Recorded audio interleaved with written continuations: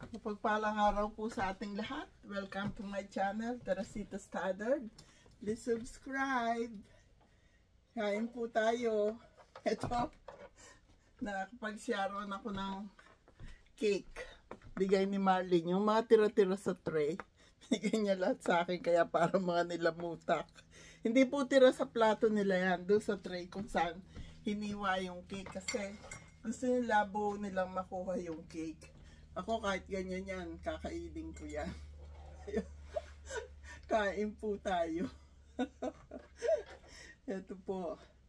Pag nag-umpisa akong nag-video, nag-umpisa na rin po akong maglista. Kaya, subscribe po, Teresita Stoddard YouTube, Teresita Stoddard 7 TikTok, Teresita Stoddard Reels. Wala po akong filter. Ito ako. Pag YouTube, walang filter. Nag-uumpisa na po ako maglista. Kahit Sabado pa yan. Nung Sabado, yung sayaw namin ni Mike sa tapat ng bahay nila. Nailista ko na po kayo, yung mga nag-comment, nag-share. Kahit na paulit-ulit kayong mag-comment sa lahat ng video ko, okay lang sa akin yun. Kahit makulit kayo, okay lang sa akin. Sabi nga ni Edison, paulit-ulit sila eh. Hayaan sila, gusto ko yan. Pero sa ating pong live, hindi na ako maglilista. Pero kailangan manonood kayo dahil pag binilangan kayo ni Edison, hindi kayo nakapag-present, eh, sayang naman, hindi nyo makukuha yung price nyo na 500 pesos. Kaya kailangan po talaga manood kayo pagka nag-live kami. Okay po? Sa lahat ng aking mga bagong subscribers, thank you. At mga followers, thank you sa inyong lahat. Sa dati, sa bago, sa darating pa, thank you sa inyong lahat. Masaya po ako. Kaya, wala po akong pasok ngayon. Mula Monday hanggang Wednesday, nung nakaraan linggo, kala ko hihimatayin na ako. Hindi pa ako nakakabawi dun sa trip ko sa New York. Pinagtrabaho ako 11 hours every day. Hindi naman magagaan po yung mga batang yun. At makipaglaro lang kayo sa kanila, talagang mauubos ang energy nyo.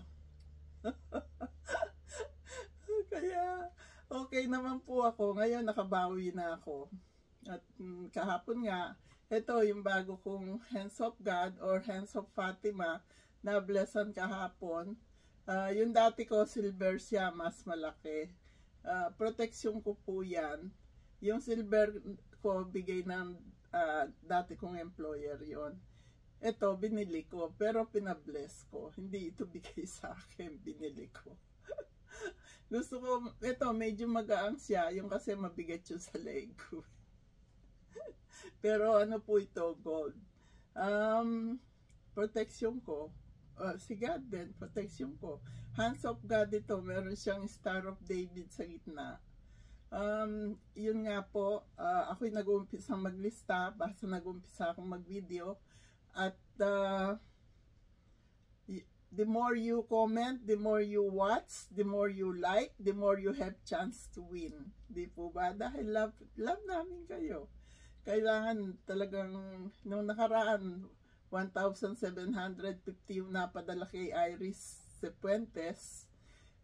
Yung siliklik nanalo uli. Kasi masipag sila nagko-comment at nanonood.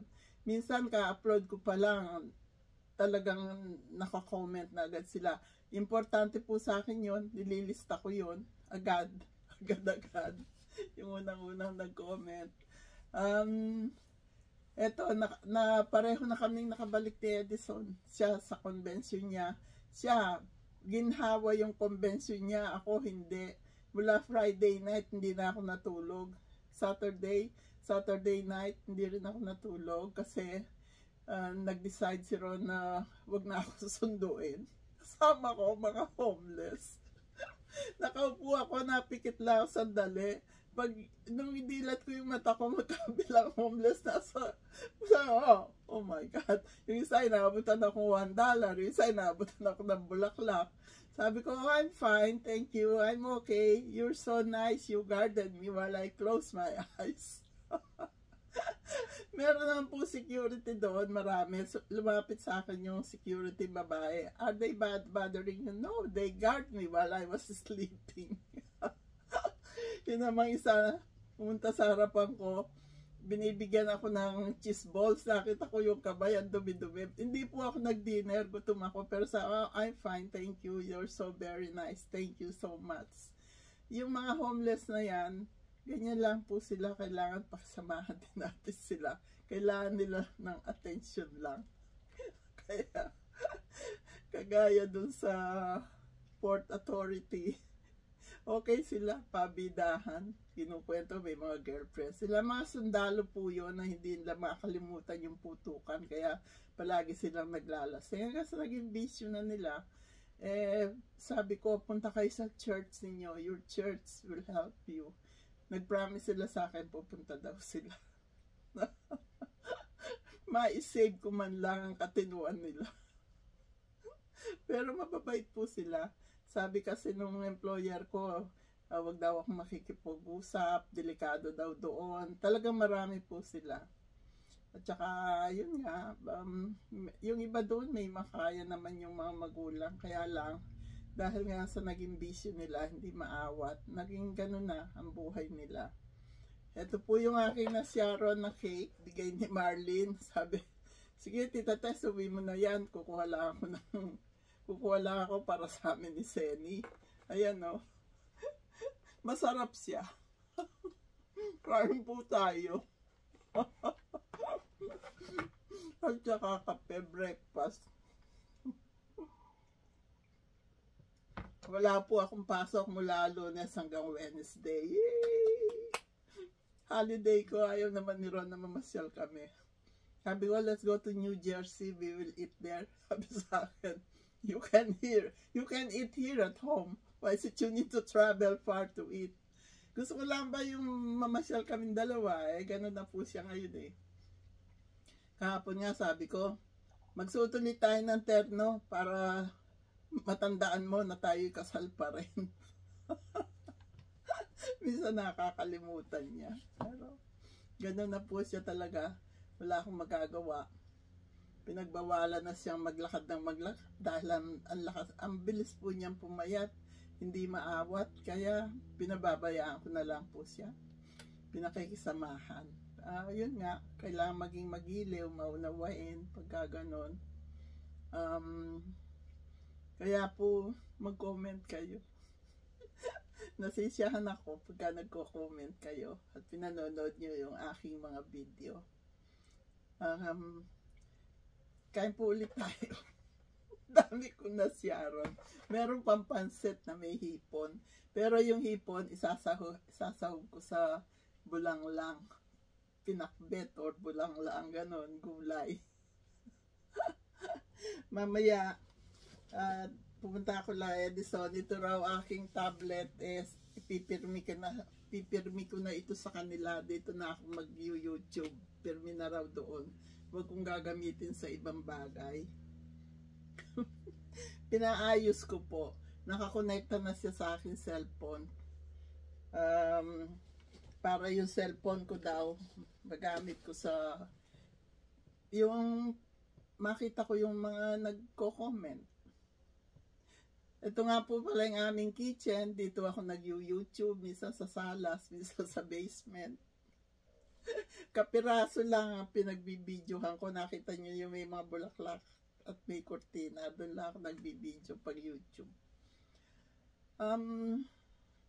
Pag nagluluto ako, dito din. Magluluto ako mamaya ng bulanglang. Ilalagay ko yung nasyaron kong hipon. Minsan masarap din pumunta sa gano'n. Pagkatapos ng party, sabi nga ni Marlene, tita, dadalawa kami dito. Ibalot yun ang ibalot yun. Lahat ng nagdasal, nagbalot, bayong-bayong. Na pagkain ang uwi nila. Sa dami rin na Sharon. Masaya lang po. Ako, nung panahon na naghahanda din ako, ganun din. Pinadadala ko lahat. Dali nyo lahat yan. Wala kayong ititira. Kasi, ako na nagluto tapos kakainin ko pa yung tira. Hindi, magluluto ako ng bago. Natutuwa lang po ako. Off ko ngayon. siguro mahaba na itong video ito. Panoorin nyo po hanggang sa matapos. Nag-uumpisa po akong maglista mula sa unang video ko. Nung Saturday, nagsasayaw kami ni Mike Servito. Matagal ko na pong partner sa sayaw yon, di pa niya kilala yung asawa niya. Kami naman ni Ron, bagong kasal lang noon. Party-party na kami. Ako po driver nila ni Norma. Kay Norma kami natutong magsayaw-sayaw. Pag kailangan po matuto kasi kailangan dito yon na marunong kayong magsayaw. Kami ni Mike, siguro 30 years na kaming magpartner sa sayaw ni Mike. Kaya bawat galaw ng kamay ng kahit na nakapikit kami, nakakasayaw kami. Nag-COVID nga 3 years kami hindi nagsayaw. Nung nagsayaw kami, ayos pa rin. Nung birthday ko. Sabi ko talagang kahit na anong gawin, hindi makakalimutan yung pagsasayaw na yan. Ako po, exercise ko yung pagsasayaw. Itong tiyan ko naman, hindi lumiit-liit. Hindi ko maintindihan kung bakit. Dala na rin po siguro sa edad ko yun. Kaya yung metabolism ko.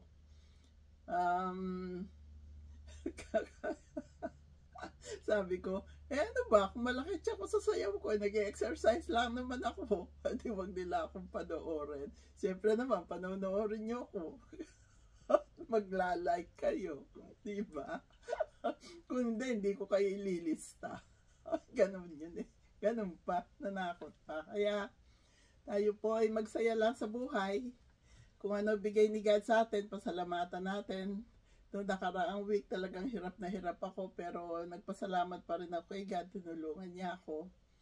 Kaya happy day, happy night, happy life, happy, peaceful, healthy, and blessed world to all. I love you all. God bless us all.